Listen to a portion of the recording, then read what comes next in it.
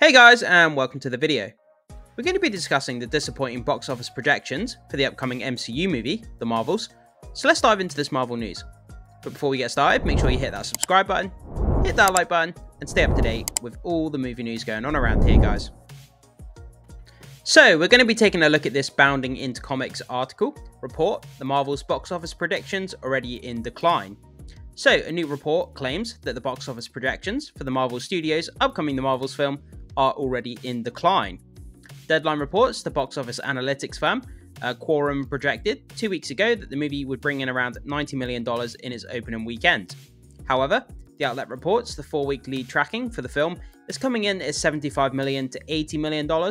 That's a decline of 11% on the low end and 16% on the high end. Yeah, guys, I don't think there's a lot of people that are very interested in this Marvels movie, if I'm honest. Like, in my circle of like friends and kind of people that I talk to about movies on a daily basis, I don't hear anyone sort of being excited about this, anticipating this movie. People just feel that it's like another cookie cutter Marvel movie, that we've seen 100 times before, just generic. Obviously, Brie Larson's in there. A lot of people, don't really like Brie Larson to some degree. Say what you want about her, whether she's a good actress or not. It puts a lot of people off the film. And it's just like the side characters as well. I mean, you've got Monica Rambeau and you've got Miss Marvel, and people they're just not attached to these characters as well as they used to be, in the earlier phases of the MCU, when we had like characters like Captain America and Iron Man and Thor. Like these characters were the pivotal characters of the MCU that people are actually attached to. Whereas now we have like Miss Marvel, Monica Rambeau, like people just aren't attached to these characters. And I think that's part of the reason why people aren't that excited for the movie.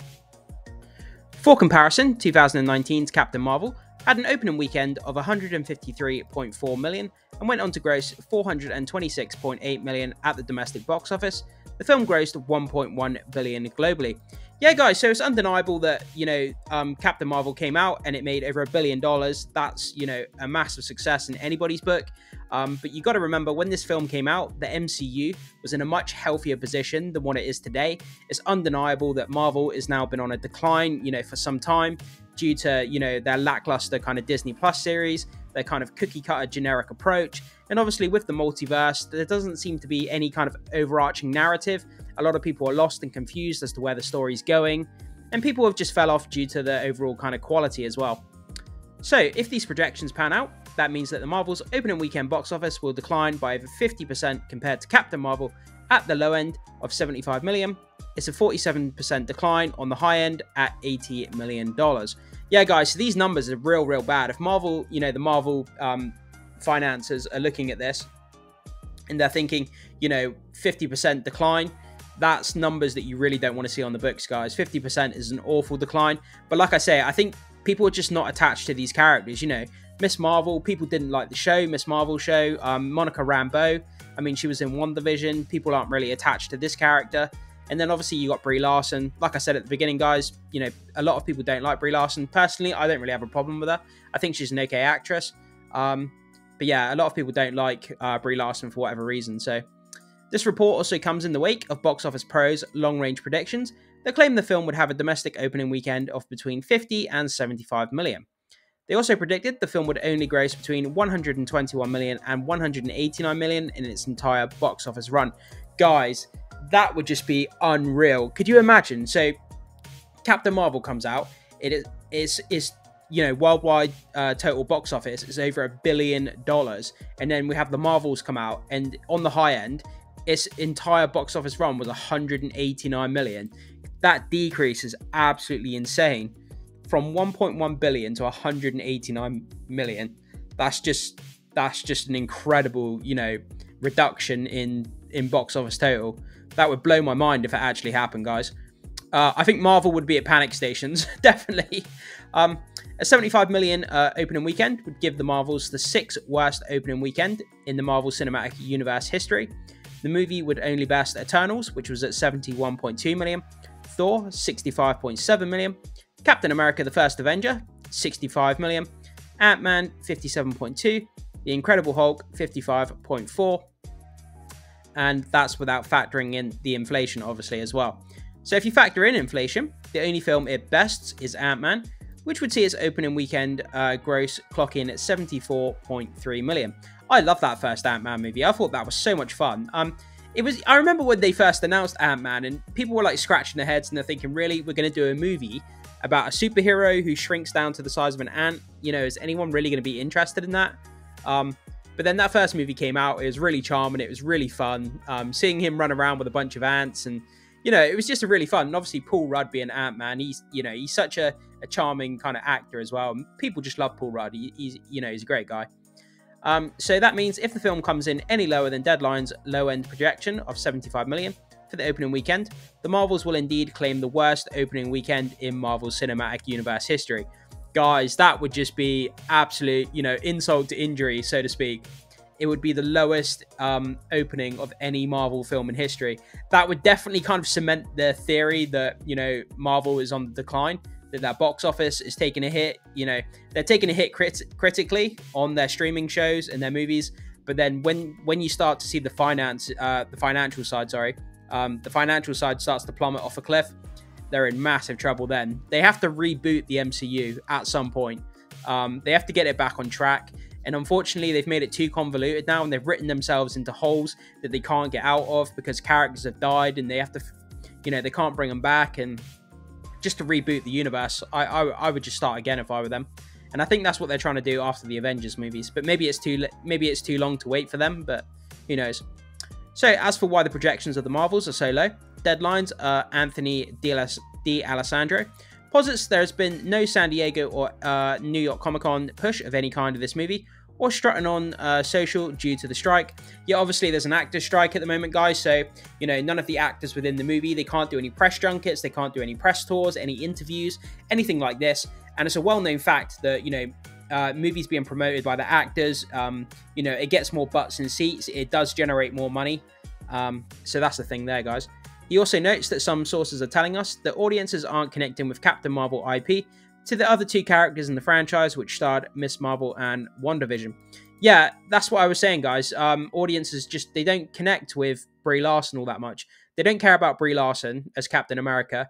And then these other two side characters, Miss Marvel, I don't think there's anybody that I know that actually watched the show or at least finished it until the end. And then Monica Rambeau, yeah, no one really cares about her, I don't think.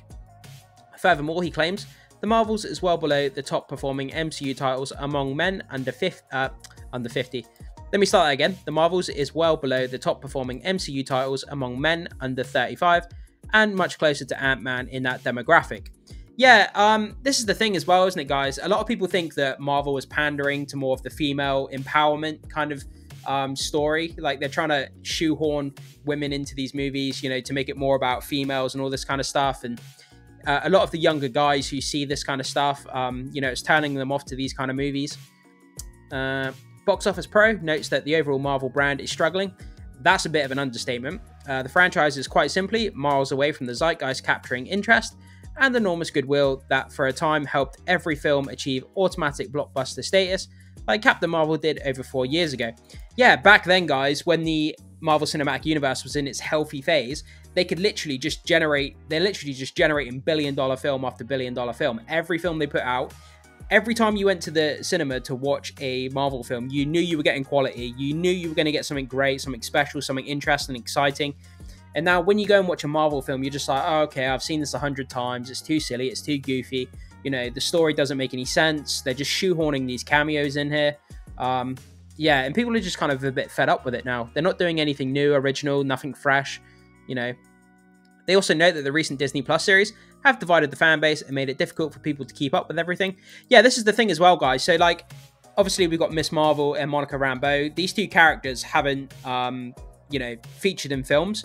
They've been on Disney Plus. So people that haven't watched the Disney Plus shows, they're thinking who are these characters? I don't know who these characters are. Do I have to sign up to Disney? Do I have to sign up to Disney Plus and do all this homework in order for the film to make sense? People are worried about that as well. Fans of the highly diversive reception towards most of the franchise Disney Plus streaming services has served to lessen interest among casual fans struggling to keep up with the various plot threads in what they may feel has become a disjointed post-Endgame MCU. Yeah, definitely, guys. With the multiverse, there's so much stuff going on, especially with Loki. I just finished watching episode 3 of Loki, and it's a really good show. Don't get me wrong. Like, I really enjoy that show, and I love the Loki character. Tom Hiddleston is a fantastic guy in that role. But having all these branching timelines, and they're pruning timelines and new timelines here, and they're time traveling here, and this, and all these variants of different characters. And if you're a casual movie audience, like, and you're not into the lore of the MCU, it can be mega confusing about having all these different characters and timelines and multiverses. And I completely understand why people might just think, you know what, it's too much homework, it's too frustrating, I don't know what's going on, for people just to skip out on the movies. So the outlet went on to also claim that Taylor Swift's Eras Tour was overshadowing the film's early pre-sales. Also claimed that not having Brie Larson and company promoting the film would be a major blow to Disney's efforts to pitch the film as a fun, escapist experience, leaning into the organic girl power marketing message, to bring out undeserved female audiences. What do you make of the new projections for the Marvels? Why do you think the projections are so low? So yeah, guys, there's not really much else to say that we haven't already said. For me, I personally think that people just don't care about these characters. People aren't attached to these characters. Nobody that I know watched Miss Marvel, Monica Rambeau, nobody cares about. People don't like Brie Larson. And it just seems like another cookie cutter kind of movie. It's like, we don't know anything about the villain in the movie. The marketing hasn't told us anything about the villain, what the story's about, how does it serve the bigger MCU. We don't really know any of this stuff. And I think people are just kind of like, yeah, whatever. I'll just watch it on streaming when it comes out, rather than spending $20 to go and watch it at the cinema.